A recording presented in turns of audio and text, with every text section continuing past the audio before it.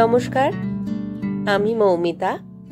আমার কবিতা পাঠ চ্যানেলে আমার সকল শ্রোতা বন্ধু এবং দর্শক বন্ধুকে আন্তরিক শুভকামনা জানিয়ে আজকের গল্প পাঠ শুরু করছি। আজ আমি আপনাদেরকে পড়ে শোনাব বিমল মিত্রের লেখা একখানি অসাধারণ ছোট গল্প। গল্পের নাম আমৃত্যু।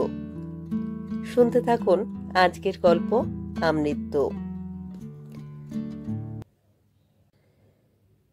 40 জোড়া চোখ এক দৃষ্টে প্রমীলার দিকে চেয়ে আছে। প্রমীলা বই থেকে চোখ সরিয়ে নিজের চেহারার দিকে নজর বুলিয়ে নিলে। হঠাৎ অন্যমনস্ক হয়ে গেল সে। একদিন ওদের মতো বয়স ছিল প্রমীলার। ওদেরই মতো শাড়িটাকে আঁটসাট করে পরে 10টা বাজতে না বাজতে এসে বসতো ফার্স্ট বেঞ্চে। তারপর কি মনোযোগ দিয়েই না পড়ানো শুনেছে টিচারদের। একে একে ইংরেজি, হিস্ট্রি আর অঙ্কের ক্লাসের পর আধ ঘন্টা টিফিনের ঘন্টা। তারপর আবার একে একে সমস্ত ক্লাসের শেষে হাঁটতে হাঁটতে বাড়ি যাওয়া।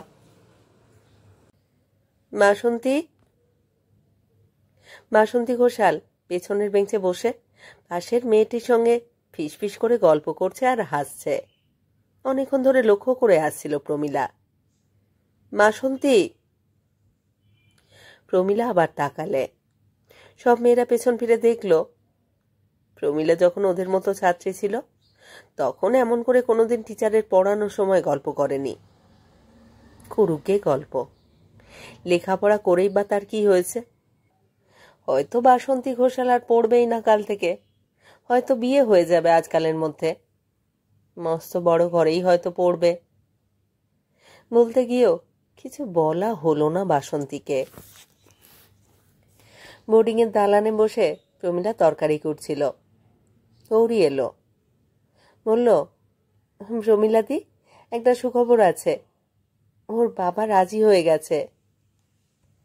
প্রমীলা মুখ তুললে। বললে, তাহলে মিষ্টি মুখটা কবে হচ্ছে বল? সত্যি প্রমীলাদি, আমি ভাবতেই পারিনি। আজ সকালবেলা স্কুলে গেছি, তখনও জানি না। দুপুরবেলা চিঠি এসেছে। এতদিন পরে ওর বাবা মত দিল। মিষ্টি মুখটা কবে হচ্ছে শুনি? মারে, ও আসুক, ওকেই ধরুন না তোমরা। শনিবার তো আসছে। কমাস মাত্র গৌরী এসেছিল এই স্কুলে। বড় দুঃখেও কোনো বড় আশা ছিল না কখনো হয়তো। শৈলেশকে ভালোবাসা ছাড়া জীবনে আর কোনো উদ্দেশ্য ওর নেই। শেষ পর্যন্ত শৈলেশের বাবা মত দিয়েছে। এ যে কত বড় সুখের, এ শুধু গৌরী বোঝে। গৌরীর মতো করে কজন সুখী হতে পারে? আভা তখনও ফেরেনি। স্কুলের পর 2টো টিউশনি করতে হয়। শিলা এতক্ষণ বোধহয় আর্নি করছে ওর ঘরে। রেবা হয়তো চিঠি লিখতে বসেছে। সপ্তাহে অন্তত 2টো করে চিঠি আসে রেবার নামে। এত চিঠিও ওরা দুজনে দুজনকে লিখতে পারে? মামুন্দি। প্রমীলা আলাদা করে কটা বাটিতে কপির টুকরোগুলো তুলে রাখলে। এই রইল শিলার নিরামিষ তরকারি, আর এই মাছের কালিয়ার আলু কুটে দিলাম। আবার জন্যে ঝাল দিয়ে এগুলো রেঁধো। ও আবার ঝাল না হলে খেতে পারে না, জানো তো। প্রতিদিনের খাবার দিকটা প্রমীলাকেই দেখতে হয়। ওদের সকলেরই বয়স কম। বাপ মা ভাই বোনেদের ছেড়ে এত দূরে বিদেশে চাকরি করতে এসেছে। জীবনে প্রমীলা কারো স্নেহ ভালোবাসা পেল না বলে ওদের স্নেহ থেকে কেন বঞ্চিত করবে? শিলা, আজ নিরামিষ কপির তরকারিটা কেমন হয়েছে রে? আমি নিজে রেঁধেছি। আভা, রোজ রোজ তোমার খাবার নষ্ট হয়। বড়লোক ছাত্রীর বাড়িতে রোজ রোজ খেয়ে এলে এদিকে যে নষ্ট হয়, আগে বলে যেতে পারো না? গৌরী, তুই এমন রোগা হয়ে যাচ্ছিস। তোর শৈলেশ ভাববে প্রমীলাদি বুঝি ভালো করে খেতে দেয় না। ও তো জানে না শৈলেশের কথা ভেবে ভেবে রোগা হচ্ছিস। গরমের দিনে রবিবারের দুপুরে আবার দৌড়ে এসেছে ঘরে। প্রমীলাদি, প্রমীলাদি, আইসক্রিমওয়ালা যাচ্ছে, আইসক্রিম খাওয়া হবে? বামন দিদি খবর পাঠালে মালিকে, মালি নিয়ে এলো আইসক্রিম। এ কি, তুমি খাবে না প্রমীলাদি? আভা, রেবা, গৌরী দুটো করে নিয়েছে। প্রমীলা 6টা আইসক্রিমের দাম বার করে দিলে ব্যাগ থেকে। তুমি খেলে না প্রমীলাদি? তবে আমরাও খাবো না। আভা, রেবা, গৌরী রাগ করলে। প্রমীলাদি যদি না খাবে তবে কিসের এই আনন্দ? তুমি আমি সকলে মিলে খেলেই তো মজা। এ যেন খেতে চেয়েছি বলেই খাওয়ানো। আর যদি কখনো খাই তো কি বলেছি? গৌরী মুখ বেঁকিয়ে বসল। আরে না না, রাগ করিসনি তোরা, আজ শিলার একাদশী কিনা। সবাই বুঝল, তা তো বটে, শিলার আজ নির্জলা একাদশী। ও জলটা পর্যন্ত ছোঁয় না। এতটুকু মেয়ে বিধবা হয়েছে বলে এ কি নিষ্ঠুর কৃচ্ছ সাধন। স্বামীর স্মৃতিকে হয়তো এমনই করে চিরস্থায়ী করে রাখতে চায়। তা সে যা হয় হোক, প্রমীলা শিলার এই একাদশীর দিনে কেমন করে এই বিলাসিতা করতে পারে? শিলার মা এখানে নেই। তিনি থাকলে তিনি কি মেয়ের নির্জলা উপোসের দিনে আইসক্রিমের নিষ্প্রয়োজন বিলাসিতার প্রশ্রয় দিতেন? প্রমীলার বয়স যাই হোক, পদমর্যাদায় প্রমীলাই বা সকলের মার চেয়ে কম কিসে? বোর্ডিংয়ের সমস্ত টিচারদের সুখ সুবিধে স্বাচ্ছন্দ্য সবই দেখতে হবে প্রমীলাকে। শুধু যে বয়সে বড় বলে তা নয়, বহু দিনের গুরু দায়িত্বের অভ্যাসে এটা তখন কর্তব্যে পরিণত হয়েছে। ওদিকে সেক্রেটারি রায় সাহেব যদুনাথ চৌধুরী আছেন। স্কুল সম্বন্ধে যা কিছু তার করণীয় সব করতে হবে প্রমীলাকেই। এই টেক্সট বইগুলো পড়ে দেখো তো প্রমীলা, চলবে কিনা। পাবলিশার বড্ড ধরেছে আমাকে। স্কুলের নতুন খান 50 বেঞ্চ দরকার। দেখো তো প্রমীলা, এই কোটেশনগুলো। স্কুল ফান্ডে সেই যে 6000 টাকা জমা পড়েছিল মাঝে একটা ব্যাংকে, ভাবছি ওটা তুলে নেব। চারিদিকে যেমন ফেল হচ্ছে, কোনটায় রাখি বলো তো? রায় সাহেব বৃদ্ধ হয়েছেন। একদিন কি খেয়ালে একটা ছোট্ট চালা ঘরে মেয়েদের স্কুল করেছিলেন, পাঠশালার মতো 2জন পণ্ডিত মশাই নিয়ে। বাংলাদেশের বাইরে বাংলা শেখাবার আগ্রহটা ছিল মনে মনে। রামমোহন ভূদেব মুখুজ্জের ভক্ত ছিলেন। বড় কিছু না হোক, ছোটখাটো একটা কীর্তি রেখে যাবেন, এমন বাসনাও ছিল বোধ হয়। তার সে স্বপ্ন সফল হয়েছে। বিশেষ করে বোমার হিড়িকে ছাত্রী সংখ্যা বেড়ে যায় আশাতীত। তারপর অনেকে রিটায়ার করে এখানেই বাস করছেন। এখানকার পোস্ট অফিস, রেল স্টেশন, বাজারহাটের মতো স্কুলটাও এখন অপরিহার্য হয়ে উঠেছে। রায় সাহেব বললেন, এই যে এইটি আমার হেডমিস্ট্রেস প্রমীলা, একে প্রণাম করো। ইনি হলেন পুরনো বন্ধু আমার, রিটায়ার্ড সাব জজ, ইত্যাদি ইত্যাদি। গোলগাল মোটাসোটা বড় শরীরটা নিয়ে ছোট একটু প্রণাম করে প্রমীলা। কোথাও সভা সমিতি বা সম্মিলনীর আয়োজন হলে রায় সাহেব উদ্যোক্তাদের বলেন, কমিটির মধ্যে ওকেও নিও, আমার হেডমিস্ট্রেস প্রমীলা, প্রমীলা দেবী।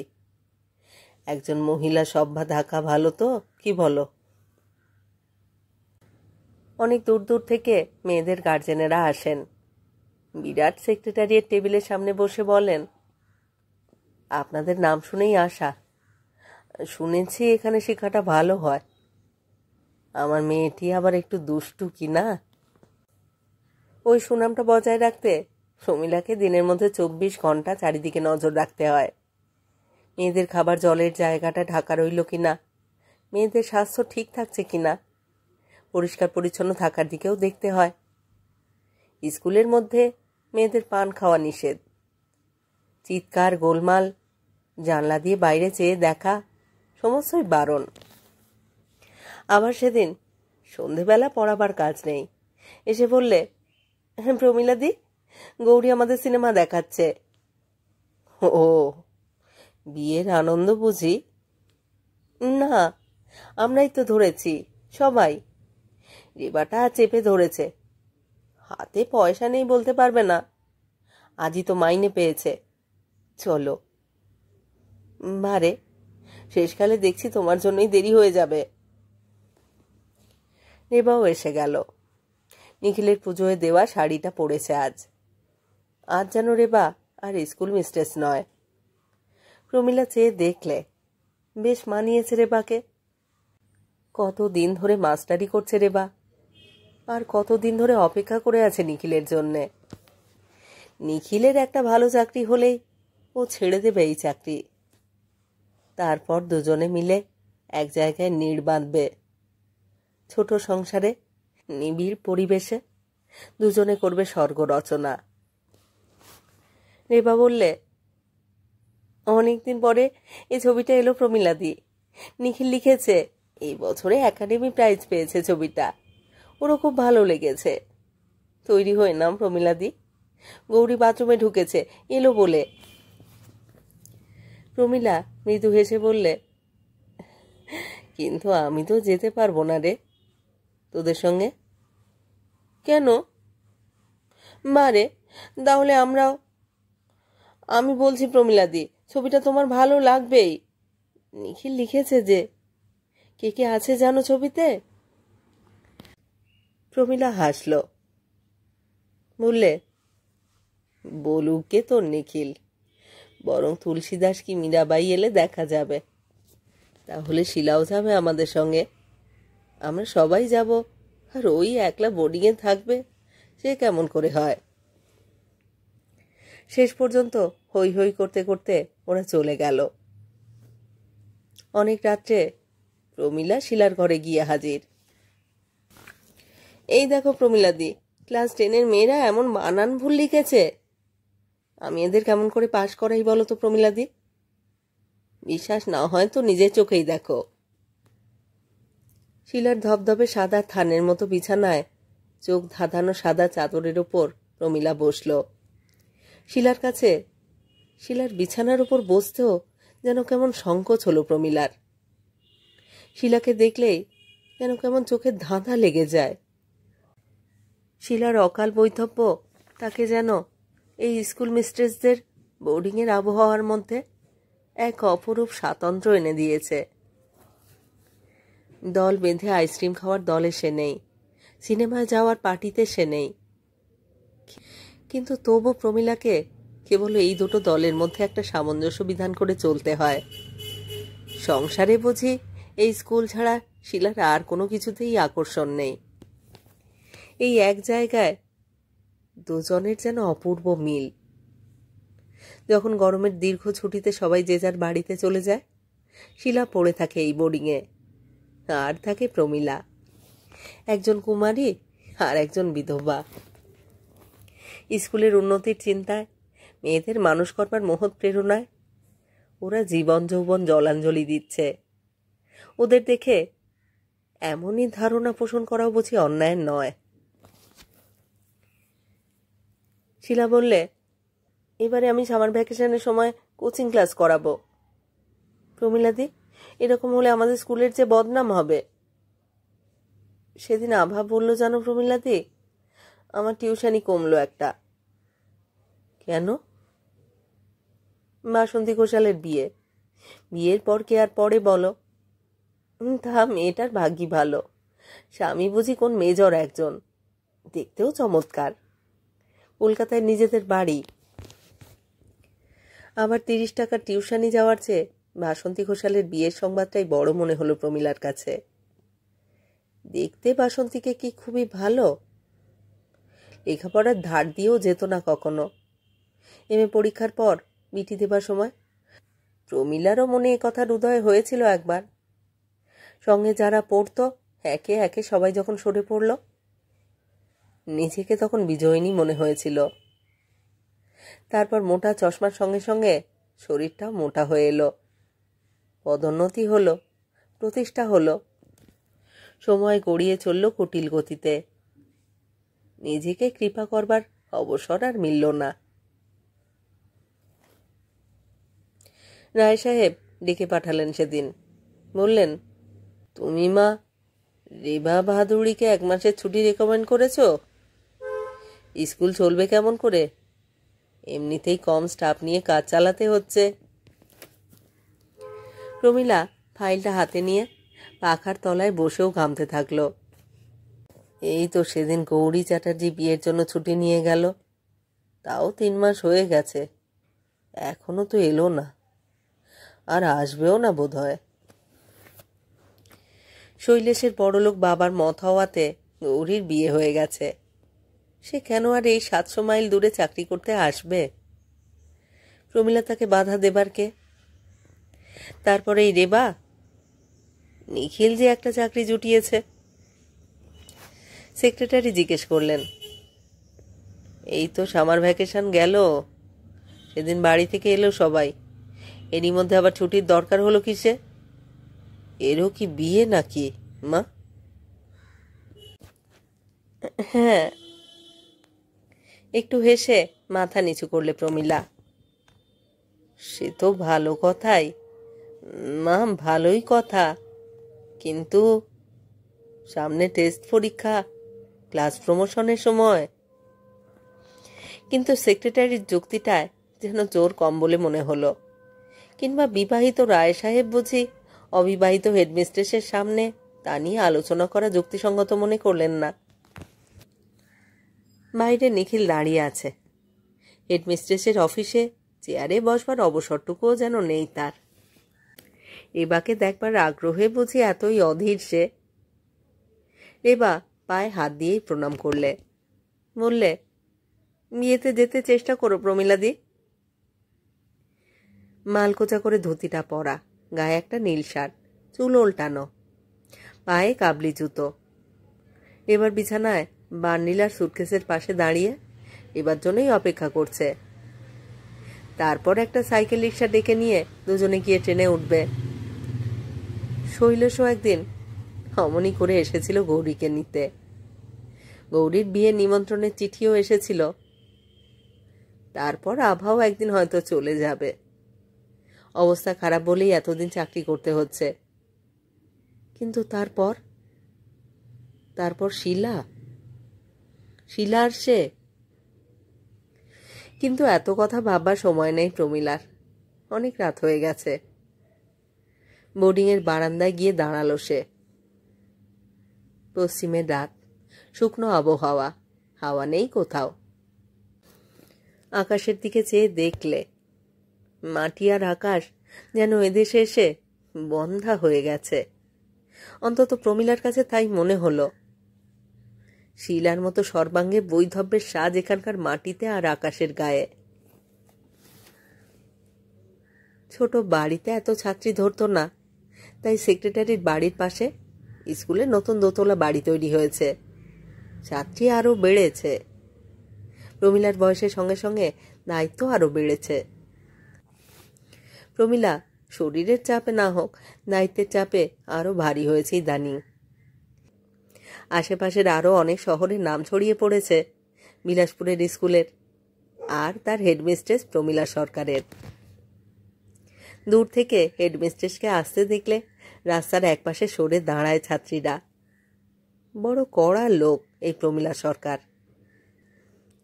গার্জেনরা বলে, এই তো ভালো, একটু শাসনের মধ্যে না থাকলে কি ছেলেই বলো আর কি মেয়ে বলো, সৎ শিক্ষা পায়। কিন্তু এত অমায়িক ব্যবহারও আবার আর কারোর কাছে পায় না ছাত্রীরা। বাবা মারা গেছে, 6 মাসের মাইনে দিতে পারেনি, এমন ছাত্রীকে ফ্রিশিপ করিয়ে দিতে আর কে পারত? রায় সাহেব এখন বৃদ্ধ হয়েছেন আরও, নিজের ব্যবসার কাজে আরও সময় পান না, স্বাস্থ্যেও তেমন কুলোয় না। প্রমীলাকেই একলা সেক্রেটারির কাজ, স্কুল কমিটির কাজ সমস্তই দেখতে হয়। নতুন বিল্ডিং হবে, তার কন্ট্রাক্ট দেওয়া, ইউনিভার্সিটির সঙ্গে ম্যাট্রিকের মেয়েদের পরীক্ষা সেন্টার নিয়ে চিঠিপত্র লেখা, চাকরির অ্যাপয়েন্টমেন্ট করা, সমস্তই করতে হয় প্রমীলাকে। সেক্রেটারি শুধু তলায় নাম সই করে দিয়েই খালাস। শিলা এলো। বললে, প্রমীলাদি, আমার 1 মাসের ছুটি রেকমেন্ড করতে হবে, ছুটি? প্রমীলা অবাক হয়ে গেল। গৌরী গেছে, রেবা গেছে, আভাও একদিন বাবার মৃত্যু সংবাদ পেয়ে চলে গিয়েছিল, আর আসেনি। ভাই নেই, সবকটাই বোন। 6-7টি ছোট ছোট বোনের তদবির তদারক। এক কথায় বোনেদের মানুষ করতে একমাত্র আভাই ছিল সকলের মাথার উপর। এখানে যতগুলো টাকা মাস্টারি আর টিউশনি করে উপায় করত, সব পাঠিয়ে দিত সংসারে। তারও একদিন চিঠি এসেছে, বিয়ে হয়ে গেছে তার। তাহলে শিলারও কি গোপন টান আছে কোথাও? শিলার মুখের দিকে ভালো করে চেয়ে দেখলে প্রমীলা। সারা দেহে তার বৈধব্যের প্রশান্তির প্রলেপ। ও কি তবে ছদ্মবেশ? ওর ভিতরেও কি আগুন ছিল? প্রাইভেটে এমএটা দেব, তারপর যদি পারি বিডিটাও। শিলাও শেষ পর্যন্ত একদিন চলে গেল বিলাসপুরের বোর্ডিং ছেড়ে। অন্য কিছু না হোক, শিক্ষয়িত্রী হিসেবে উন্নতি করবার উচ্চাকাঙ্ক্ষা তারও আছে। যে একদিন পৃথিবী থেকে বিচ্ছিন্ন হয়ে বিলাসপুরের এই স্কুলে এসে আশ্রয় নিয়েছিল, সামার ভ্যাকেশনে বোর্ডিং ছেড়ে এক রাত্রির জন্যও যার যাবার কোনো ঠাঁই ছিল না, সেই আবার ফিরে গেল যেন তার ফেলে আসা সংসারে। শিলার ট্রেনটা যখন ছেড়ে গেল, তারপরেও অনেকক্ষণ প্রমীলা সরকার, বিলাসপুরের বাণী বিদ্যায়তনের হেডমিস্ট্রেস, প্ল্যাটফর্মের উপর চুপ করে দাঁড়িয়ে রইল।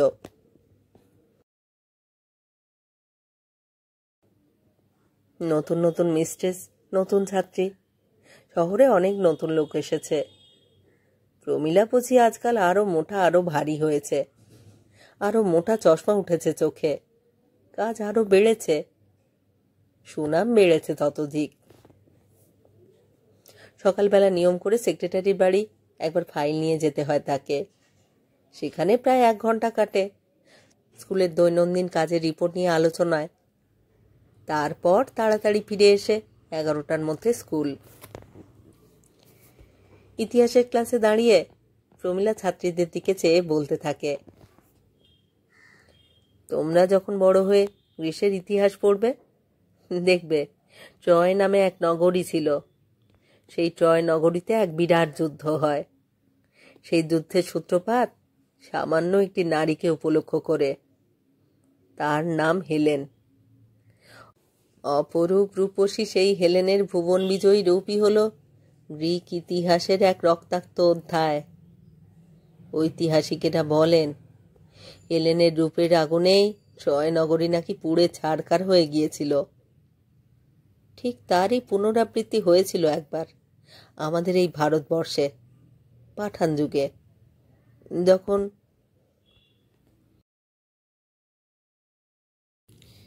সেক্রেটারি সেদিন বললেন, এবার থেকে আমাকে ছুটি দাও মা, আমি বৃদ্ধ হয়েছি, আমার ছেলে আসছে বদলি হয়ে, এবার থেকে সেই সব দেখাশুনো করবে তোমার কাজ। রায় সাহেবের একমাত্র ছেলে বহু কাল পরে বদলি হয়ে এখানে আসছে। সরকারি চাকরিতে নতুন কি একটা প্রমোশন পেয়েছে। এতদিন বাইরে বাইরেই কাটিয়েছে প্রদ্যোৎ। এবার অনেক তদবির করে বাড়িতে আনিয়েছেন তাকে নিজের জেলায়। রায় সাহেব কাজ বুঝিয়ে দিয়ে গ্রামের জমিদারিতে গিয়ে বিশ্রাম নিয়েছেন। প্রদ্যোৎ চৌধুরী মানুষটি ভালো। বললেন, বসুন, আমি তো কিছুই বুঝি না, ওসব যেমন আপনি করছেন তেমনই করবেন, আমি শুধু। স্বামীর সঙ্গে স্ত্রীও এসেছে। সেদিন হঠাৎ ঘরে ঢুকতেই প্রমীলা চমকে উঠেছে। প্রীতি সেন, 500 মাইল দূরের বহুদিন আগের বন্ধু, ক্লাসমেট। হে কি প্রমীলা, তুই? ঝলমল করে উঠল প্রীতি সেন। চেনো নাকি একে? প্রদ্যোৎ চৌধুরী স্ত্রীর দিকে মুখ ঘুরিয়ে হাসলেন। বারে, প্রমীলা তো আমাদের ক্লাসের ইন্টারনাল ফার্স্ট মেয়ে। তারপর কাছে এসে একেবারে প্রমীলার হাত দুটো ধরেছে। সেই প্রীতি সেন লেখাপড়ায় বরাবর কাঁচা ছিল, ক্লাসে আসতো দেরি করে, একবার পরীক্ষায় নকল করবার অপরাধে নাকাল হয়েছিল খুব। তবে একটা গুণও ছিল ওর, মিশুকে ছিল ভারী। বাবার পয়সাও ছিল বোধহয় বেশ, ক্লাসময় মেয়েদের রেস্টুরেন্টে খাওয়াতো খুব। থাক থাক তোমাদের কাজের কথা, তুই আয় তো প্রমীলা। আরে তুই আমাদের স্কুলের হেডমিস্ট্রেস, তা কি জানি চাই। টানতে টানতে একেবারে নিজের খাস কামরায় নিয়ে এসেছে প্রীতি। সেক্রেটারির বাড়ির ভিতরে কখনো আসেনি প্রমীলা। হায় বস এখানে। এই কোচটার ফার্নিচার টার্নিচার কিছুই এখনো প্যাক খোলা হয়নি ভাই। দেখ না, ড্রেসিং বুড়োটা এখনো এসে পৌঁছলো না। পিয়ানোটার কি দশা হয়েছে কে জানে, এমন অসুবিধে হচ্ছে না। তারপর সামনে আঙুল দিয়ে দেওয়ালের একটা ছবির দিকে দেখালে। ওই তো, ওই আমার বড় মেয়ে বেবি, দেরাদুনে পড়ে। ওইটুকু তো মেয়ে, তুই ওর ইংরেজি গান শুনলে হাসতে হাসতে তোর পেটে খিল ধরে যাবে। উনি বলেন কি জানিস? উনি কি বলেন তার বলা হলো না। প্রীতি মিহি গলায় ডাকলে, নাই নাই। ঝি আসতে প্রীতি বললে, আমাদের 2 কাপ চা খাওয়াতে পারিস যাই? আর দেখ তো কালকে বেকারি থেকে কি কি এসেছিল, নিয়ে আয় তো আমার কাছে। অনেক কথা, অনেক হাসি। প্রীতি কথার বন্যায় একেবারে ভাসিয়ে দিলে। প্রীতিকে দেখে মনে হয় বয়স যেন প্রীতির অনেক কমে গেছে। এত সুন্দরী তো ও ছিল না আগে। টেবিলের ওপর প্রদ্য চৌধুরী আর প্রীতির কাঁধে কাঁধ লাগানো একখানা জোড়া ফটোগ্রাফ। কোথায় কোন ঘটনাচক্রে এদের দুজনের বিয়ে হলো কে জানে। হ্যাঁ রে, কত পাস তুই এখানে? চা এসে গিয়েছিল। চোখ দিয়ে প্রীতি বলে উঠল, এই দাঁড়া, আমার অ্যালবামটা তোকে দেখাই।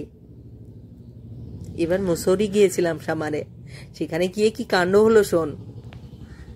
প্রীতি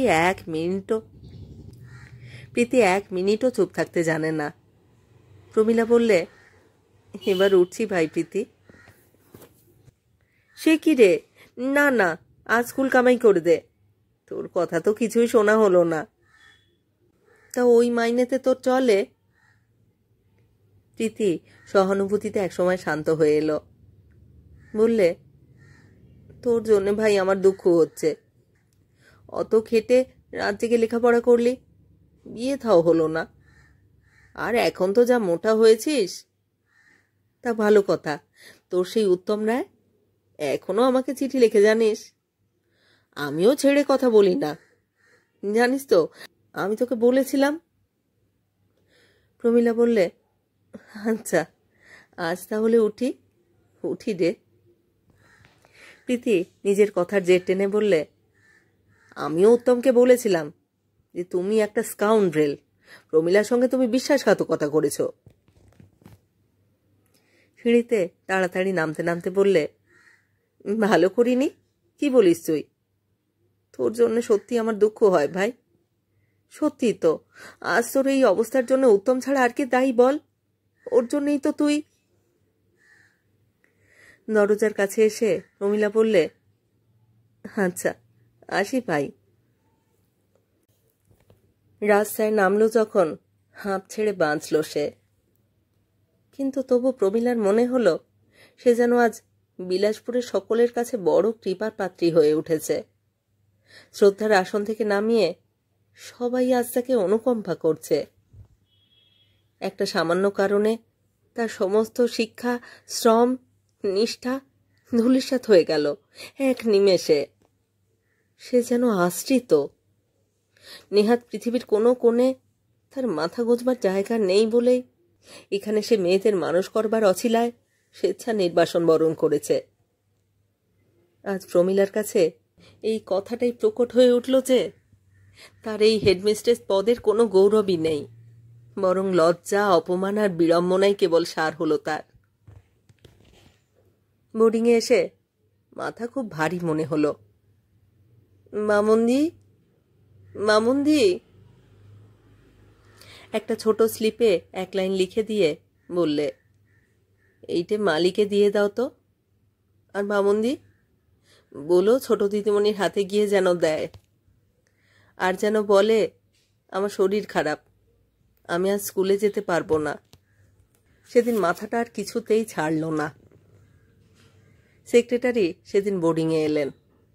বললেন, ডাক্তারকে পাঠিয়ে দেবো কোনো, এখন তাড়াতাড়ি স্কুলে যাবার দরকার নেই, আপনি বরং বিশ্রাম নিন দিন কয়েক বিশ্রামই নিতে হলো। কিন্তু এ বড় বিড়ম্বনা। বরং সারাদিন কাজের তাগিদে ব্যস্ত থাকা সে এর চেয়ে অনেক ভালো। সকাল থেকে সন্ধ্যা পর্যন্ত নিজেকে বিলিয়ে দেওয়া যায়, নিজেকে ভুলে যেতে পারা যায়। সমস্ত অতীতটা এমন মুখর হয়ে তাকে পীড়া দিতে পারে না। শেষে একদিন গা হাত পা ঝেড়ে উঠল।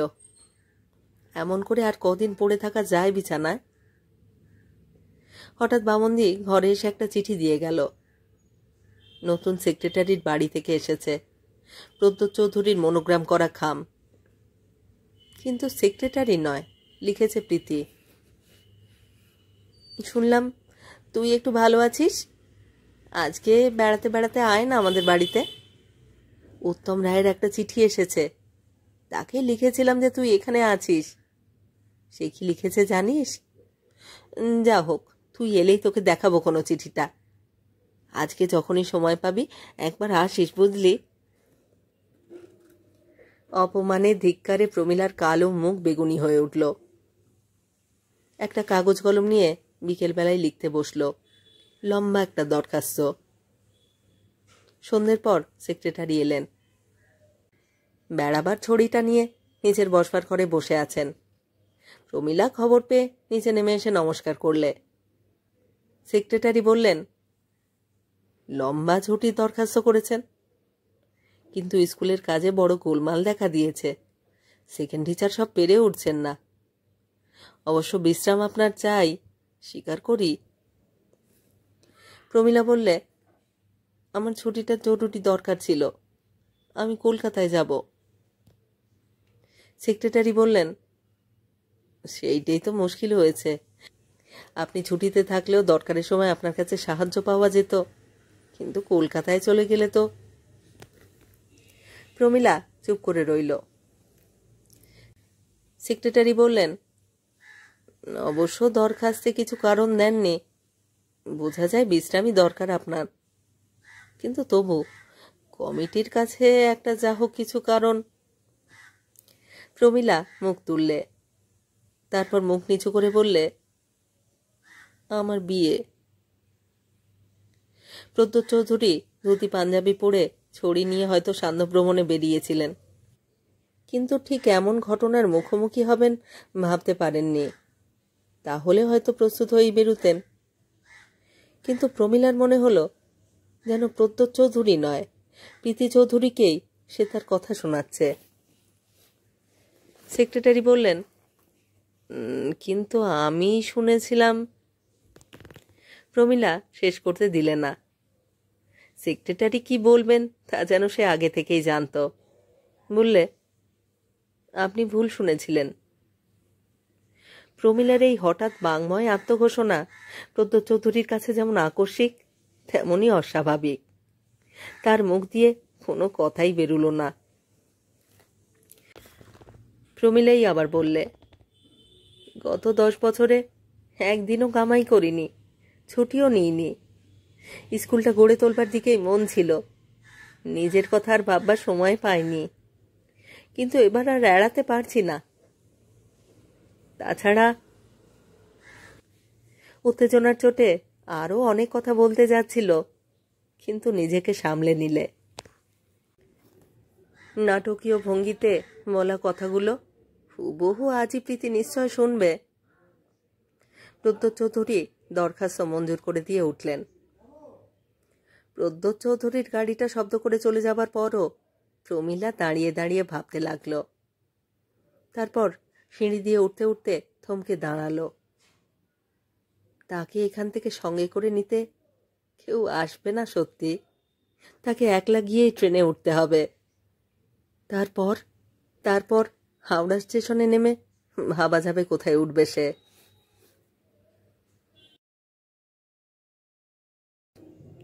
হাওড়া স্টেশনের প্ল্যাটফর্মে যখন প্রমীলা প্রথম এসে নেমেছিল, সেদিনও সে জানত না শেষ পর্যন্ত এখানে সেই আশ্রয় মিলবে তার। বউবাজারে একটা গলির মধ্যে নোনা ধরা ইটের পুরনো বাড়িটাতে এতদিন কাটলো কেমন করে, এই কথা প্রমীলা নিজেই ভাবতে পারে না। ইন্দুমাসিমা অনেক দেরি করে বাড়ি আসেন। সারাদিন স্কুলে পড়ানোর পর চলে যান ছাত্রীদের বাড়ি।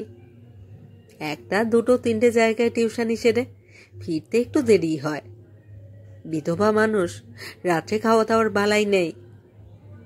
ইন্দুমাসিমা বলেন, হ্যাঁ রে প্রমীলা, কি ঠিক করলি? জমানো কিছু টাকা সঙ্গে এনেছিল প্রমীলা। বিলাসপুরে বিশেষ খরচ কিছু ছিল না, কিছু টাকা জমেছিল। তাও এমন কিছুই নয়। বসে বসে খেলে কুবেরের ভাড়ারও শেষ হতে কতক্ষণ লাগে। প্রমীলা বলে, ভাবছি আর ফিরে যাব না মাসিমা, এখানেই একটা চাকরি টাকরি কিছু জোগাড় করে দিন। ইন্দু মাসিমা এসেছিলেন হাওড়া স্টেশনে কোনো ছাত্রীদের ট্রেনে তুলে দিতে।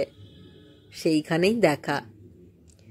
7-8 দিন থাকবে সেই রকমই ঠিক ছিল, তার বদলে 7 মাস হয়ে গেল। রান্নাবান্না করে ইন্দু মাসিমা 10টার মধ্যেই বেরিয়ে যান। তারপর প্রমীলাও বেরিয়ে পড়ে। ইতিমধ্যে অনেকগুলো জায়গায় দেখা করাও হয়ে গেছে, দরখাস্ত পাঠিয়েছে অনেক জায়গায়।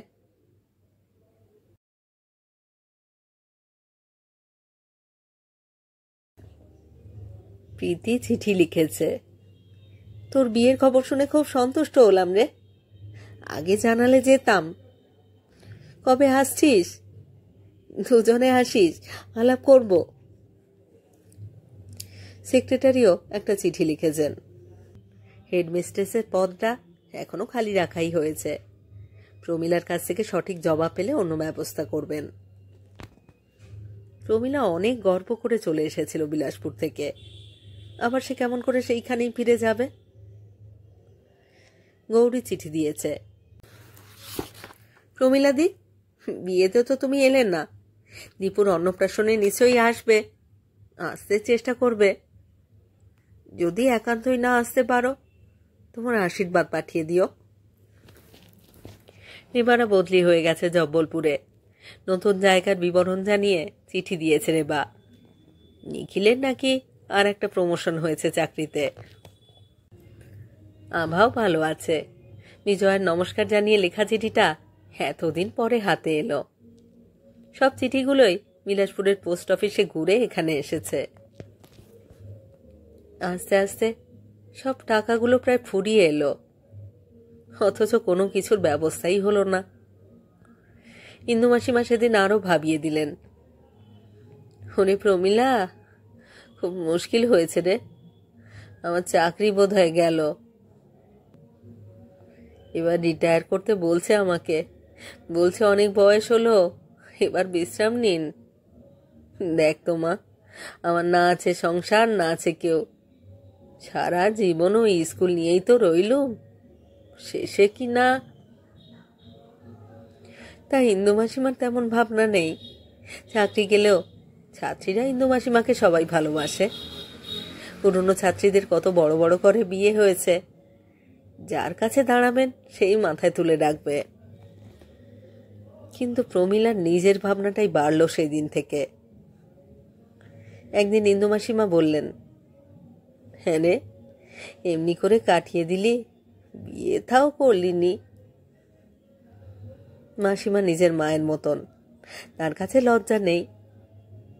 ঠান্ডা মেঝের ওপর শুয়ে শুয়ে গল্প করছিল প্রমীলা। হারিকেনটা নেভানো, অন্ধকার ঘর। প্রমীলা বললে, করলুম না নয় মাসিমা, হলো না।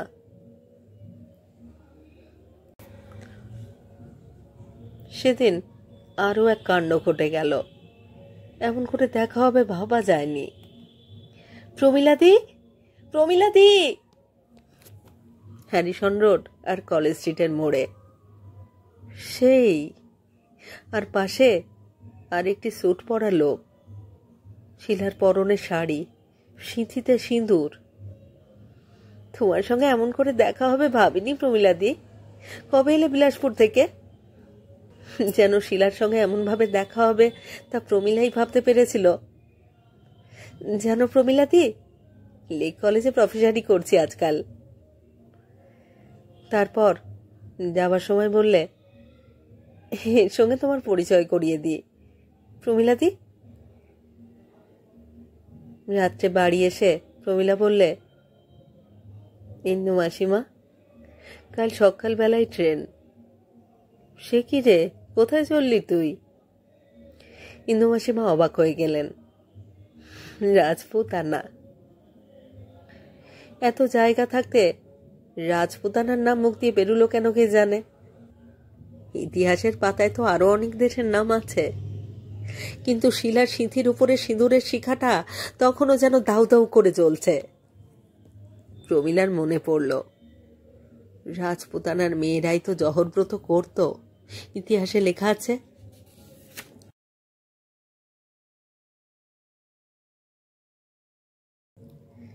সেক্রেটারি প্রদ্যোৎ যথারীতি সকালবেলা নিজের অফিস ঘরে বসেছিলেন। হঠাৎ সামনে যেন ভূত দেখলেন, কিংবা দেখলেও বুঝি লোকে এত চমকায় না।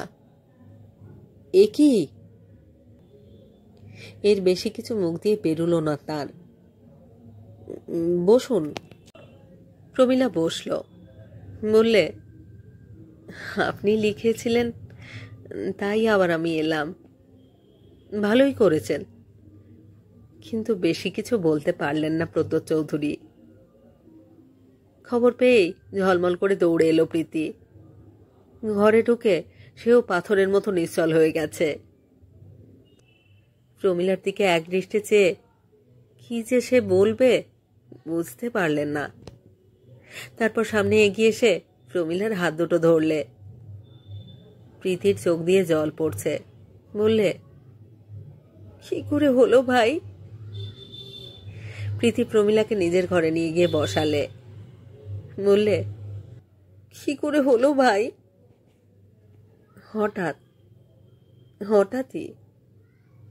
হঠাৎই হলো, কিছু টের পাইনি। প্রমিলা মাথা উঁচু করে বললে। প্রমিলা আবার বলতে লাগলো, অমন স্বাস্থ্য, অমন লম্বা চওড়া চেহারা, কিছুতেই ভাবতে পারিনি। 10 বছরে একদিনের জন্য একটুও মাথা ধরার খবর পাইনি। সেই লোক কিনা।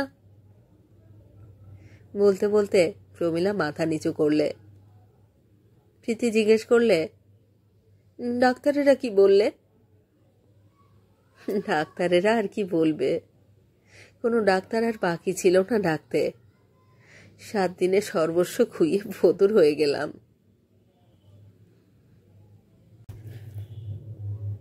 বোর্ডিংয়ে এসে প্রমিলা আবার পুরনো ঘরটায় গিয়ে ঢুকলো। সাদা থান, সাদা সেমিজ, পায়ে সাদা কেটস। পুরনো ছাত্রীরা সবাই এসে পায়ে হাত দিয়ে প্রণাম করলে।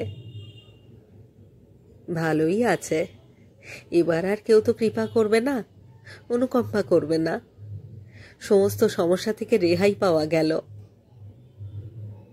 ক্লাসে দাঁড়িয়ে প্রমিলা পড়ায়, তোমরা যখন বড় হয়ে গ্রিসের ইতিহাস পড়বে দেখবে ট্রয় নামে এক নগরী ছিল। সেই ট্রয় নগরীতে একবার বিরাট যুদ্ধ হয়। সেই যুদ্ধের সূত্রপাত সামান্য একটি নারীকে উপলক্ষ করে।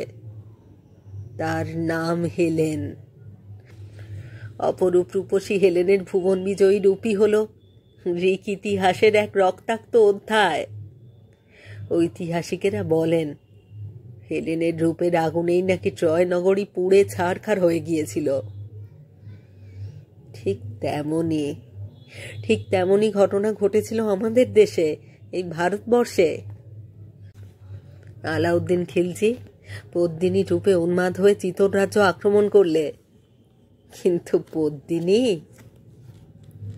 ঐতিহাসিকেরা বলেন, পদ্মিনীর সেদিনকার আত্মত্যাগের ফলে দেশকে শত্রুর অত্যাচার থেকে তিনি বাঁচাতে পারেননি, কিন্তু তিনি তার আত্মসম্মান রক্ষা করেছিলেন।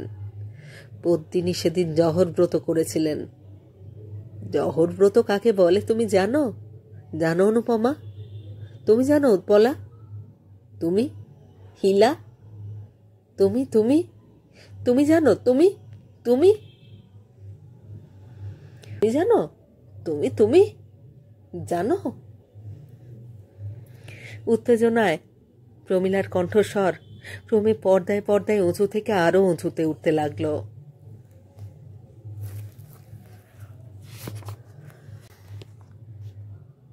শেষ হলো আজকের গল্প, বিমল মিত্রের লেখা গল্প আমৃত্য। এই চ্যানেলে যারা আমার পুরো গল্প পাঠ শুনছেন তাদের জানাই আমার আন্তরিক ধন্যবাদ।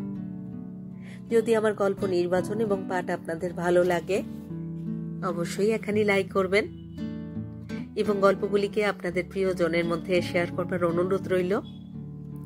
আপনারা যারা এখনো আমার কবিতা পাঠ চ্যানেলটি সাবস্ক্রাইব করেননি তাদের অনুরোধ সাবস্ক্রাইব করে সাথে থাকার।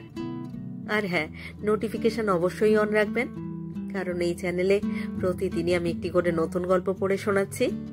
প্রত্যেকটি গল্পে আপনাদের সাথে চাই আপনাদের মূল্যবান মতামত। আপনাদের মতামতের প্রতীক্ষায় রইলাম। সবাই ভালো থাকুন আর থাকুন পরের গল্পের অপেক্ষায়।